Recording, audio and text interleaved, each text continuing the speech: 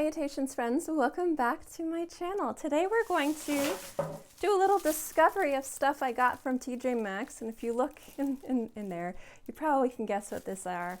I bought some fragrances from Monde Gourmand, and these are fragrances that I believe are exclusive to Urban Outfitters, but I guess that Urban Outfitters decided to send some of them to the gray market, and that's where I bought some. So I'm going to share my thoughts on these fragrances with you guys. So if you'd like to know a little bit more, then keep watching. Now, obviously, I purchased these. I forget how many I got. I got one. I have one out already. 2, 3, 4, 5, 6, 6. I got 3 of the kind of the body, hair and body mist, and 3 of the other Perfumes. I bought all the ones they had there. Now, I've been interested in this brand. I don't mind store brands, and what that means is sometimes brands like Old Navy, brands like The Gap, brands like Urban Outfitters will have kind of their own little offset fragrance brands, and sometimes they can be hit or miss. And I know that there's been a little bit of talk about these fragrances. Now, first things first, I know that Urban Outfitters is one of those brands that some people love and some people kind of have an issue with. But I have been very much kind of interested in this house. I know that these fragrances are also hit or miss. Sometimes they smell really, really good, and sometimes they can smell off, not very good at all, but I did want to try them.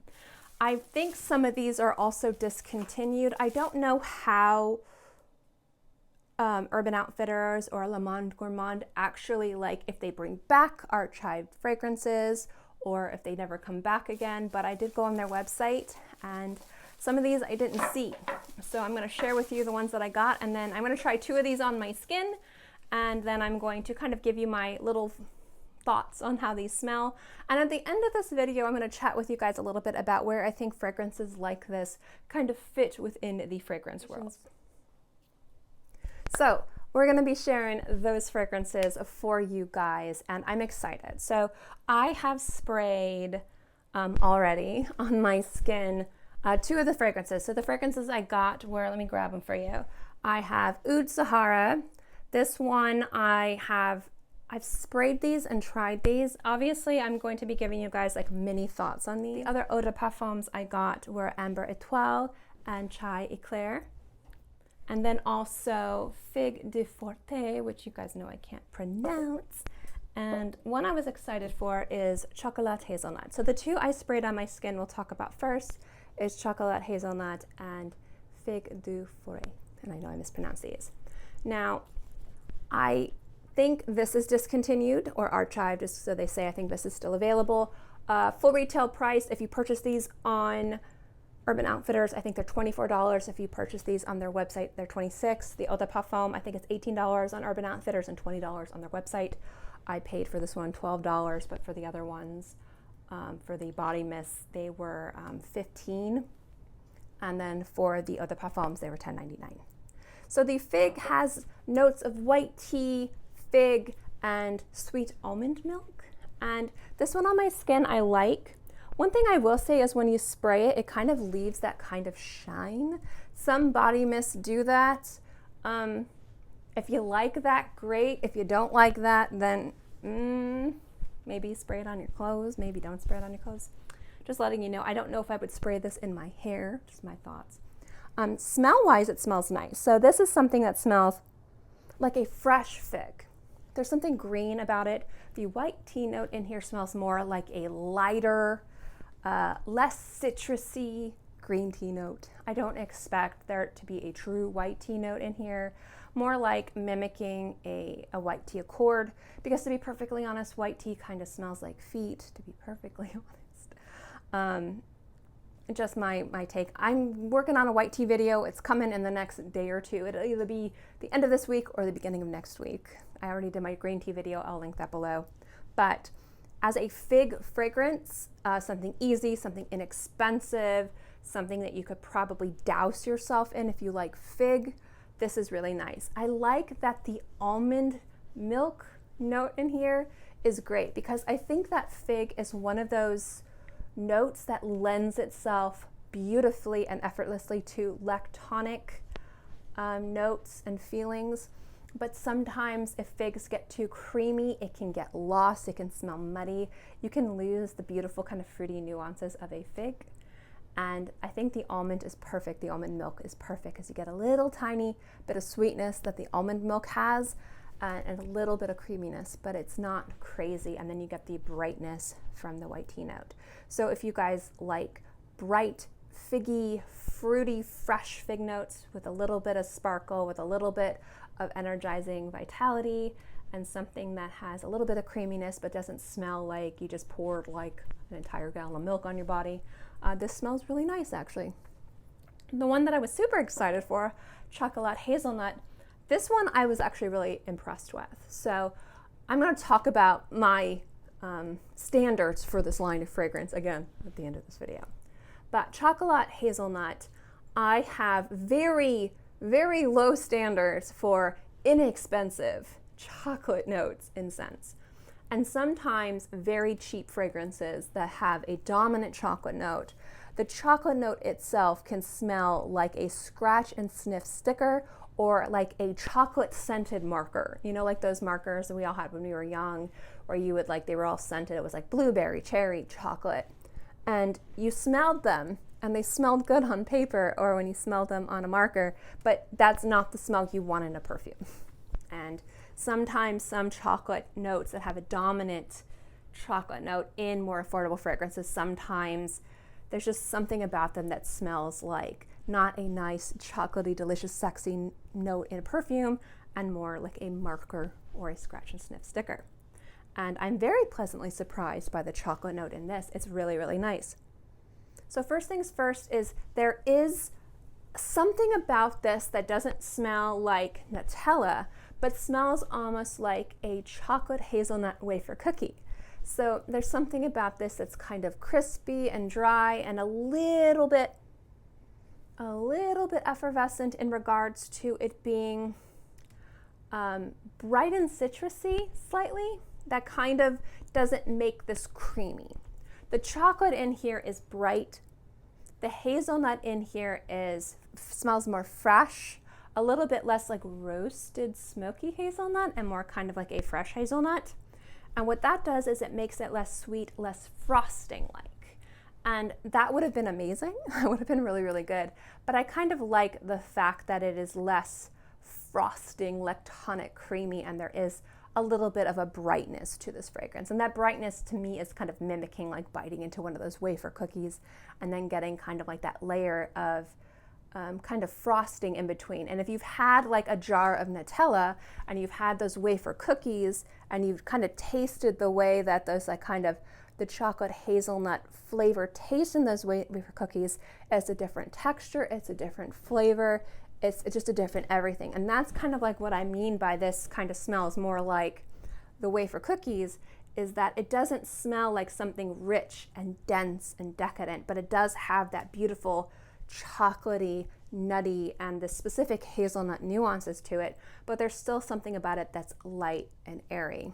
And I think that makes this very wearable, very sexy, but also very flirty. And so I've really been enjoying this for the 10 minutes it's been on my skin.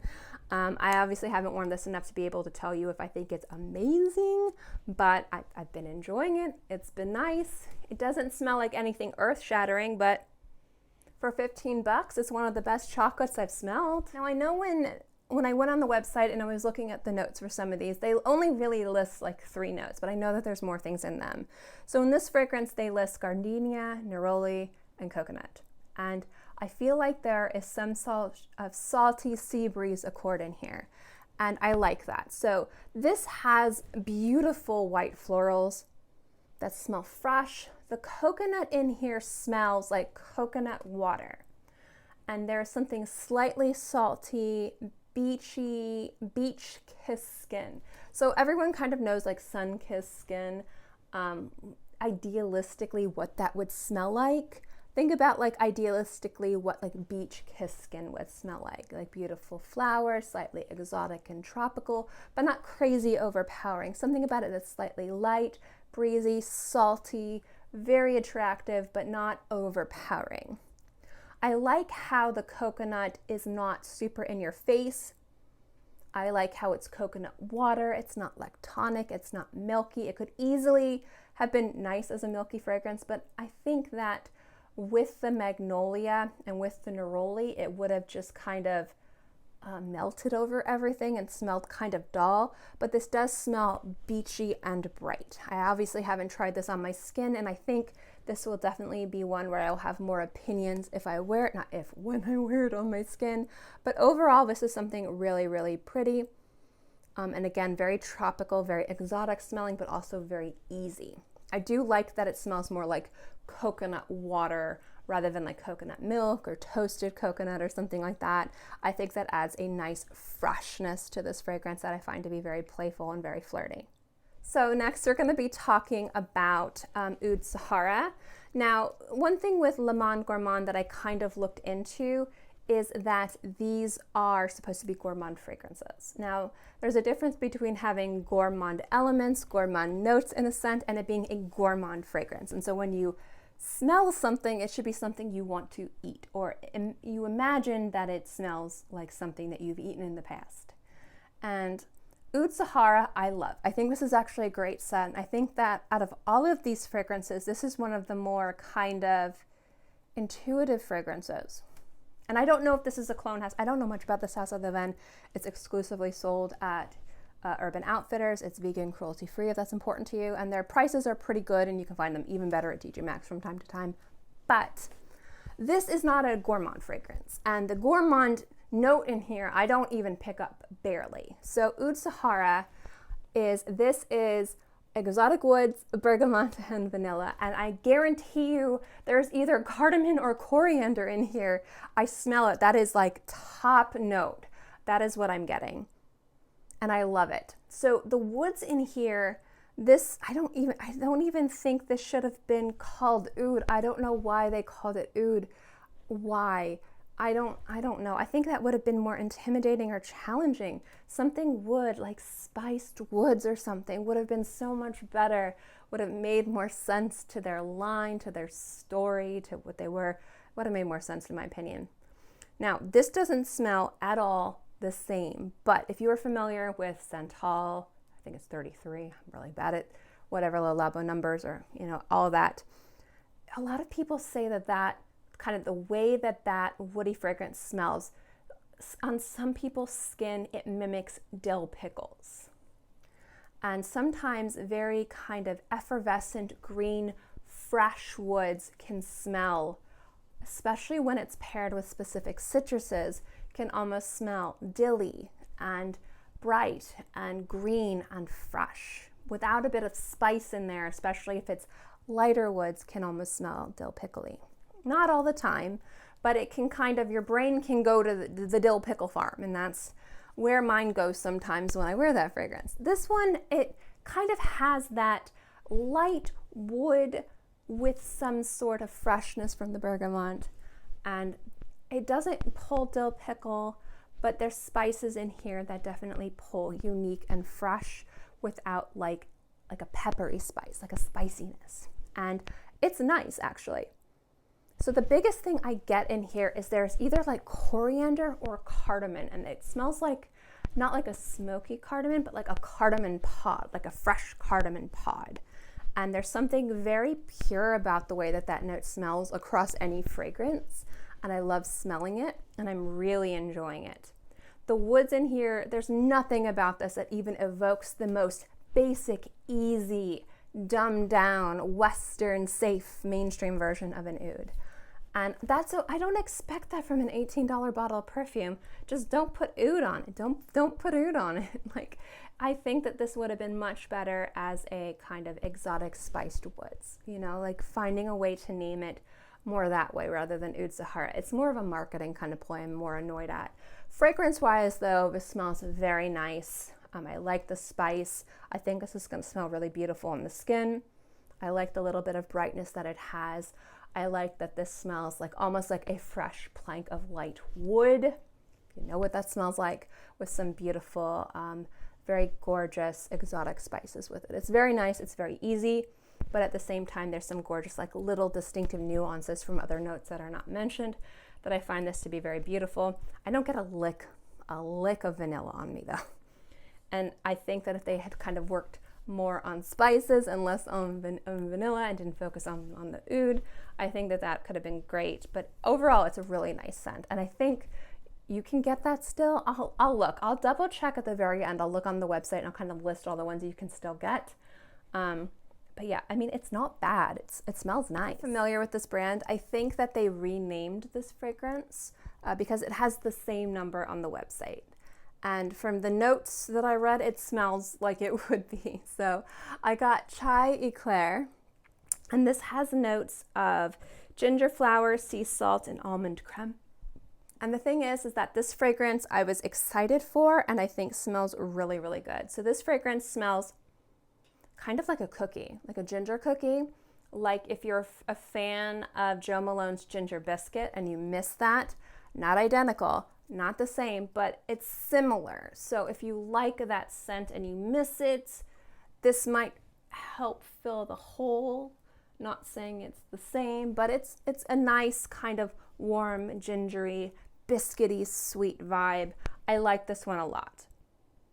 It smells like the holidays. It smells like a cookie. It smells inviting, slightly spiced, sweet.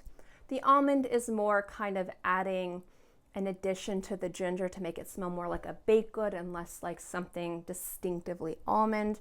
I get more of the ginger than anything else, and any spices in here smell really, really nice. I actually like this one. I think this is very wearable, but also something that's very like fun and funky in regards to, you don't get many fragrances that smell like cookies unless it's like a sugar cookie or a vanilla frosted cookie.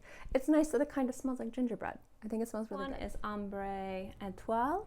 I think this is one of the archived or discontinued fragrances from the line, and it smells actually really nice. This is one of the fragrances to me that smells slightly more expensive than the others, like maybe a $30 to $35 bottle of perfume rather than an $18 to $20 bottle of perfume. Here is interesting. It doesn't smell like a frosting. It doesn't smell like a pod. It almost smells like vanilla extract. There is kind of a bright clarity to this fragrance and almost like a cool lactonic, like almost like a whipped cream. I don't know the notes of this. Again, I don't really trust Fragrantica when it comes to notes. But you know, like if you eat like Cool Whip, if you have like a bite of Cool Whip, it kind of has that texture and flavor in a smell, but not the heaviness. It's very light. But it does smell more like a very light, kind of very delicious vanilla extract. And I like that. Sometimes with more affordable vanilla fragrances, they focus on an extreme amount of heaviness, which is really nice, but sometimes it's nice to have a little bit of a lightness, and there's not much of any saltiness in this, which is really enjoyable. So this is something that I've been really liking for the past few minutes that I've been smelling this particular fragrance. So overall, I think this smells really good. As a vanilla, it's a little bit different. Again, it's not pulling salty or heavy or boozy. It's again pulling more as like a vanilla extract with a little bit of, again, kind of like a cool whipped topping kind of vibe to it in regards to its gourmand element aside from the vanilla. It's not lactonic, it's not creamy, but it kind of has that cool whipped topping kind of smell to it, which is really enjoyable. So overall, my general thoughts of this brand are very favorable.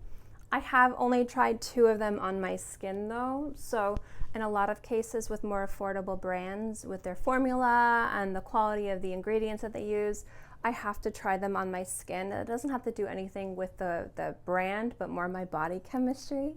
But I was excited to try these fragrances for you guys. So when it comes down to affordable fragrances like this, where does it fit into somebody's fragrance collection? Well, I mean, first things first, if you like it and it's something that you're looking into getting, that's where it would fit.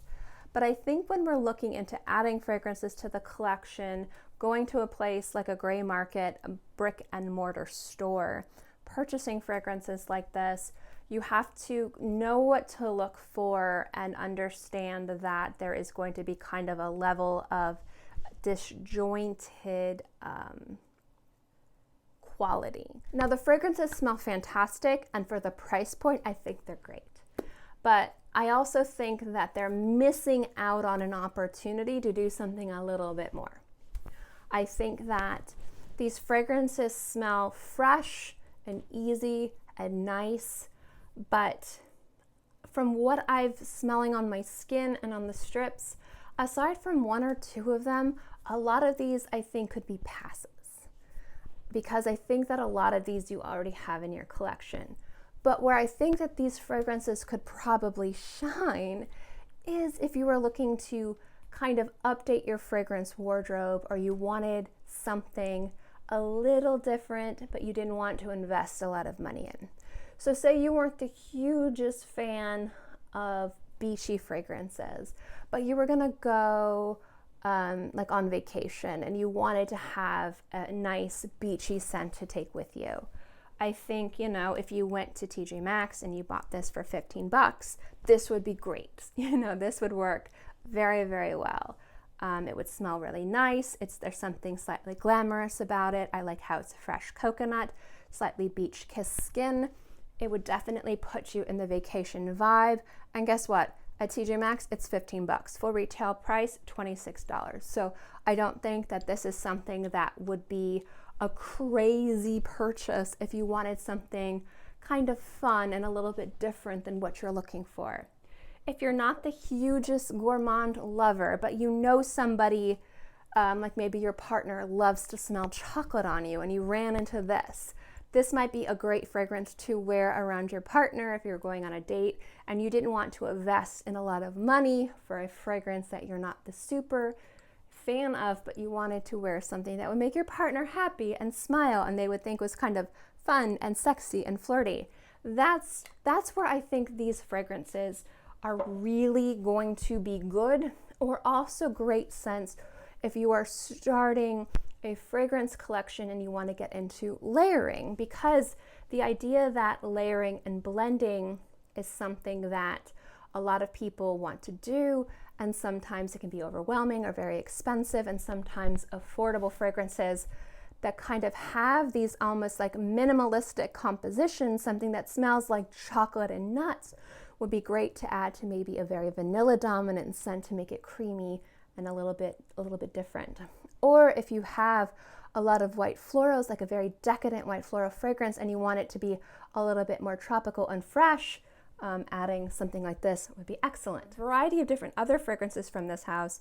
I've obviously only tried 6 of them, but judging by what I've tried, I think that these fragrance houses kind of fit in the price point and in regards to the composition as fragrance houses from like Demeter, Solanotes, Pacifica, and Mixbar. And I think the biggest benefit to those houses is their affordability, their accessibility in regards to, you know, you can find them for a steal, and they're a great way to expand your wardrobe in more ways than you would think in regards to layering and blending.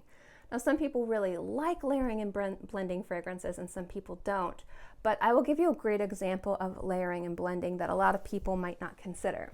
So say you live in the north and you love very deep, decadent, woody, spicy fragrances, and you're moving down south and you live in an area that's mostly hot and humid, and you don't really like freshy aquatic fragrances.